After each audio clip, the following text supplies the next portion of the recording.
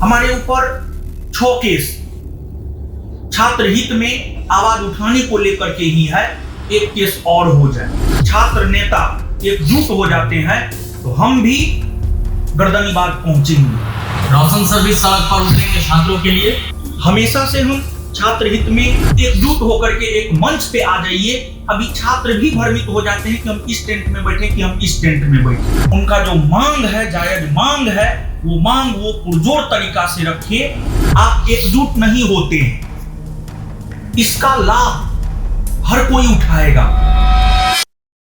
नमस्कार, प्रभात खबर में आपका स्वागत है। मैं हूं आपके साथ राजकमल। पटना के गर्दनीबाग धरना स्थल पर एक दो नहीं बल्कि हजारों छात्र धरने पर बैठे।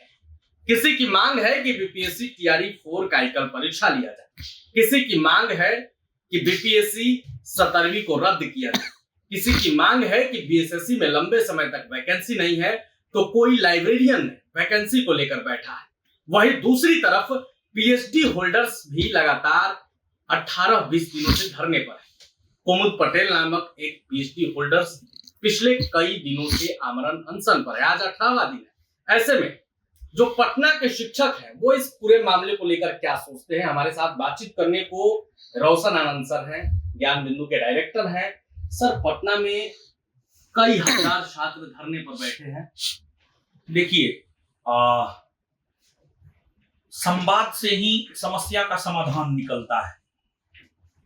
जैसे दिल्ली के जंतर मंतर पे आंदोलन हुआ, संवाद हुआ छात्रों और सरकार के बीच और समस्या का समाधान निकला।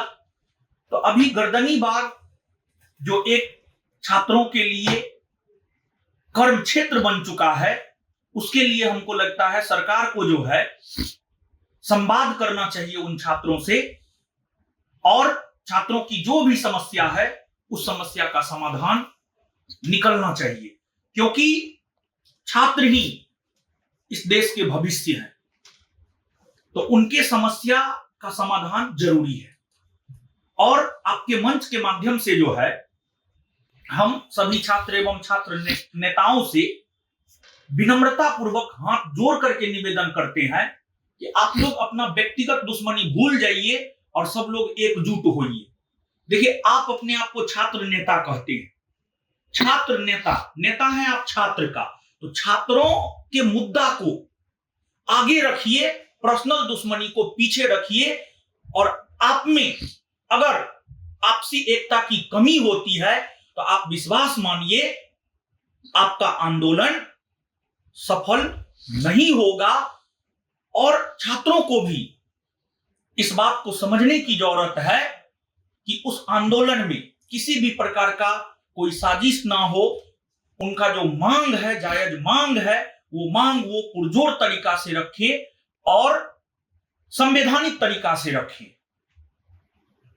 सरकार के कानों तक जो है उनकी मांग पहुंचे और फिर देखिए कहीं ना कहीं समस्या का समाधान निकलेगा। दिल्ली में भी सरकार झुकी, झारखंड में भी सरकार झुकी। आप चाहते हैं कि जो बिहार में अलग अलग मंच बनाए गए हैं, कहीं बीएसएससी के छात्र बैठे हैं, कहीं टीआरई 4 के, कहीं बीपीएससी के, कहीं पीएचडी होल्डर, तो तमाम छात्र एक प्लेटफॉर्म पर है। एकदम जरूरी है। अगर आप एकजुट नहीं होते हैं, इसका लाभ हर कोई उठाएगा। आप सब लोग एकजुट होकर के एक मंच पे आ जाइए। अभी छात्र भी भ्रमित हो जाते हैं कि हम इस टेंट में बैठे कि हम इस टेंट में बैठे। एकजुट होकर के अगर एक जगह सब लोग बैठेगा तो सभी छात्र भी जाएंगे और सभी शिक्षक भी जाएंगे। और अगर हम बता रहे हैं आपको कि अगर छात्र नेता एकजुट हो जाते हैं तो हम भी गर्दनीबाग पहुंचेंगे। रोशन सर भी सड़क पर उतरेंगे छात्रों के लिए। हमेशा से हम छात्र हित में आवाज बुलंद किए हैं, उतरे हैं सड़क पर और इस बार भी उतरेंगे। हमारे ऊपर 6 केस छात्र हित में आवाज उठाने को लेकर के ही है। एक केस और हो जाए, हमें पहचान छात्रों से मिला है तो जरूर हम उतरेंगे। तो आपने रोशन आनंद सर को सुना। साफ तौर पर इन्होंने छात्रों से, छात्र नेताओं से अपील की है कि आप लोग एक साथ आइए, एक साथ आवाज उठाइए। यकीन मानिए आपका आवाज सरकार के कानों तक जरूर पहुंचेगा। और रोशन आनंद सर ने कहा है कि हम खुद पटना की सड़कों पर उतरेंगे, अन्य शिक्षकों से भी हम बातचीत करेंगे। इस प्रदर्शन को लेकर क्या सोचते हैं, बने रहे प्रभात खबर के साथ। शुक्रिया। प्रभातखबर.com, विश्वास वही, रफ्तार नहीं।